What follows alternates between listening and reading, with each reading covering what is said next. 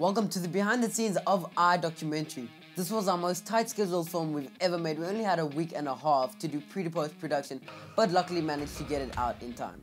It was also my first ever non-official short film that I've made, as all my other short films had storylines of some kind and characters, which this film had neither, which pushed me out of my comfort zone.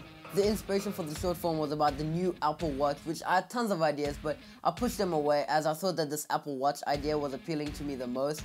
And I decided to make it an interview style film about this guy who's talking about his experiences with Apple products. For the lighting, we used a ton of lights to try and get a very diffused look. Alright, so we just wrapped up the first day of shooting, which is basically the only day. We did the interview section of iDocumentary, which is basically the main filming part. We just sat on this chair over here and we looked over there. There was no interviewer or anything looking at me or anything.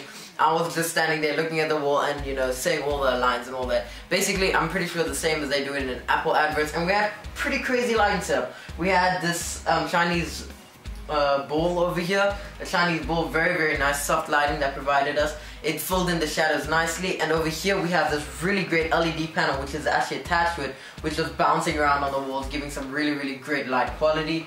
And we also had a few tungsten lights that were just there as accent lights, just to add some warmth and all that to the shadows, as it was getting a little bit cold. Not from the Kelvin that we set on the camera, but just normally like that. So yeah, and then we also had a fluorescent light over there that was also just adding in a little bit of light. But other than that, it was very good for the lighting setup. Really liked the way that the interview was shot and is looking and all that. I was planning on using a nice 50mm lens to get that really shallow depth of field, but sadly we couldn't use it as the lens is pretty broken right now. We also used the smartLav Plus for audio, which worked very well on set. When I was done with the film, I made sure in editing that I try to make this film as well paced as possible, as it was very crucial for this short film.